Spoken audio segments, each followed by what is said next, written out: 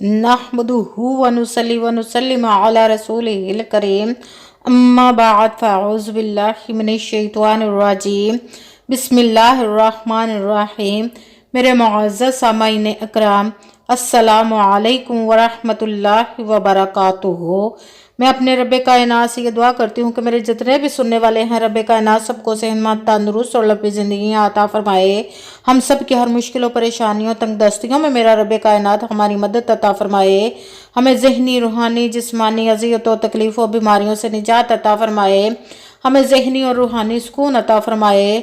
हमें बीमार दुनिया से बचाकर बीमार मदीना बनाए, और जो हम सब के हक़ों में बेहतर है मेरा रब्बे कायनात हमारे लिए वो अता फरमाए, और जो हमारे हक़ों में बेहतर नहीं उसका ख्याल भी हम सब के दिलों से निकाल दे, और हम सब को अपनी रज़ा पर राज़ी रहने वाला बना दे। आमीन सुमा आमीन।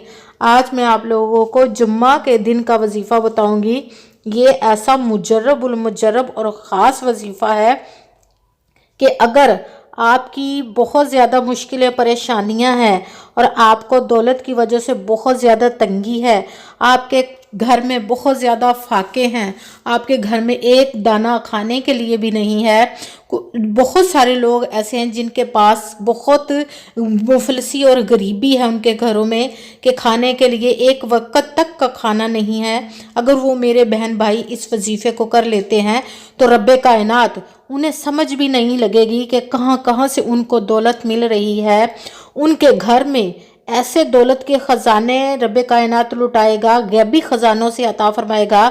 उनकी अक्ल दंग रह जाएगी, उनको समझ नहीं लगेगी, उनके तकदीर के ताले खुल जाएंगे।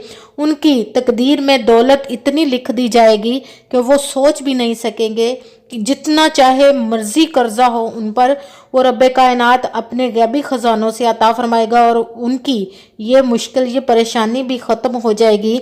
रब्बे कायनात इतनी दौलत अता फरमाएगा कि आप संभाल भी नहीं सकेंगे। आपकी हर मुश्किल, हर परेशानी दूर हो जाएगी। जो मेरी बहन भाई बहुत ज़्यादा दुखियारी हैं, उनकी बहुत ज़्यादा परेशानियां हैं, मुश्किलें हैं, तंगदस्तियां हैं, रब्बे कायनात इस वजीफ़े के सदक़े में अगर आप पुख्ता यकीन रख के रब्बे कायनात पर करते हैं तो सब आपकी ख़त्म हो जाएंगी। मगर पुख्ता रब्बे कायनात पर पुख्ता यकीन रखना है। ये ख़ास जुम्मे के दिन का वजीफ़ा, अगर आप कहें कि जुम्मे के अलावा इस वजीफ़े को करें तो ये कोई फ़ायदा नहीं देगा। ये सिर्फ़ और सिर्फ जुम्मे के दिन का वजीफ़ा है। आप शाम से पहले पहले इस वजीफ़े को कर लेते हैं तो रब्बे कायनात आपकी झोलियाँ भर देगा। जिस भी चीज़ की आप ख्वाहिश करेंगे, जितनी भी दौलत की आप ख्वाहिश करेंगे, रब्बे कायनात आपको अता फरमा देगा। आपकी तकदीर के बंद ताले खोल देगा। आप जितनी भी दौलत चाहते होंगे तो रब्बे कायनात से आप दुआ करेंगे तो आपको कहीं से भी मिल जाएगी। ये रब्बे कायनात अपने गैबी ख़जानों से अता फरमाएगा। ये हमारे सोचने की बात नहीं कि ये किस तरह आएगी, कहाँ से आएगी, कौन देगा। हमारा रब्बे कायनात पर पुख्ता यकीन होना चाहिए। आजकल हम वजीफ़े बहुत करते हैं। आज के दौर में हमारे दिलों में शैतान ऐसे ऐसे वसवसे डालता है। पहले बहुत ज़्यादा पुख्ता यकीन लोग रखते थे, इसलिए उनको परेशानियां भी नहीं लगती थी। अब ज़्यादा शैतान हम लोगों पर हावी हो जाता है और हमारे ज़हनों को उलझा देता है कि ये किस तरह होगा। मगर वो रब्बे कायनात है, उनके ख़जानों में किसी चीज़ की कमी नहीं। उसके तो कुन कहने की देर है और फायाकून हो जाता है। हमारी अक्ल दंग रह जाती है। हमारा पुख्ता यकीन रब्बे कायनात पर होना चाहिए। कहते हैं कि यकीन कामिल होता है, पीर कामिल नहीं होता। हमारा यकीन कामिल होना चाहिए और 5 वक़्त की नमाज की पाबंदी लाजमी होनी चाहिए, और अच्छी नीयत रख के इस वजीफ़े को कीजिएगा। रब्बे कायनात कुरान पाक में इरशाद फरमाता है कि इन्नमल अमालु बिन्नियात, कि जो अमलों का दारोमदार होता है वो नीयतों पर होता है। अगर हमारी नीयत अच्छी होती है तो रब्बे कायनात हमारा अमल भी अच्छा फरमाता है, और अगर हमारी नीयत ही अच्छी नहीं होती तो हम चाहे जितनी भी मेहनत कर ले, जितनी भी कोशिश कर ले, जितने भी वजीफ़े कर लें, हमें कोई फ़ायदा नहीं देते, हमें कोई अजर, कोई फल नहीं मिलता। इसलिए अच्छी नीयत रख के कीजिएगा, रब्बे कायनात पर पूरा यकीन कामिल रख के कीजिएगा। जहाँ भी आप, जगह की कोई कैद नहीं کہ آپ نے فلاں جگہ پر کرنا فلاں جگہ پر کرنا ہے، نہیں، آپ کہیں پہ بھی بیٹھ کر سکتے ہیں، کسی بھی نماز کے ساتھ آپ کر سکتے ہیں، مگر جمعے کے دن ہی کرنا ہے۔ تو جہاں پہ بھی آپ بیٹھ کے اس وظیفے کو کر رہے ہیں وہاں پرسکون ہونا چاہیے، کوئی شور شرابہ نہیں ہونا چاہیے، کوئی آپ کو پریشان کرنے والا نہیں ہونا چاہیے، آپ کے پاس موبائل تک نہیں ہونا چاہیے۔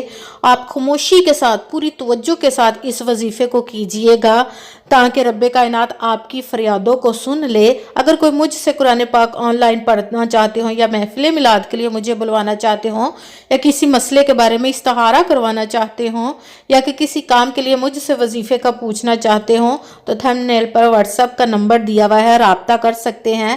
اور آپ ویڈیو کو مکمل دیکھا کریں کہ کہیں سے کوئی بات رہ نہ جائے۔ اگر کوئی ہم اپنی طرف سے کمی پیشی کر دیتے ہیں یا جس طرح وظیفہ بتایا اس طرح نہیں کرتے تو ہمیں کامیابی نہیں ملتی، اس لیے پوری ویڈیو کو دھیان سے توجہ کے ساتھ سن کر اس کو پھر وظیفے کو کیا کریں کہ اس میں اپنی طرف سے نہ کمی کیجئے نہ ہی کوئی لفظ زیادہ پڑھیے گا۔ جتنی میں تعداد آپ کو بتاؤں اسی کے مطابق آپ نے اس وظیفے کو کرنا ہے۔ رب کائنات ہماری مدد عطا فرمائے۔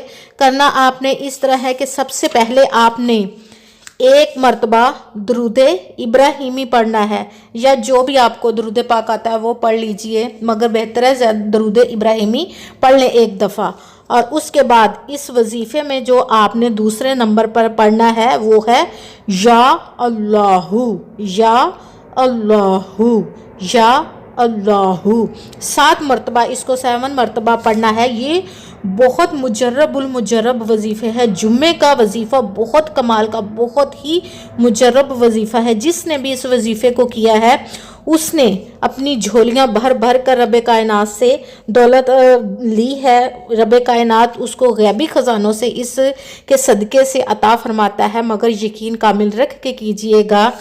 اور اس کے بعد اگر آپ کو ویڈیو اچھی لگے تو اس کو لائک ضرور کیا کریں اور آگے شیئر بھی کر دیا کریں تاکہ دوسرے کسی کو بھی اس کا فائدہ ملے اور ہمارے لیے بھی صدقہ جاریہ بن جائے، اور اس چینل کو سبسکرائب بھی کر دیں۔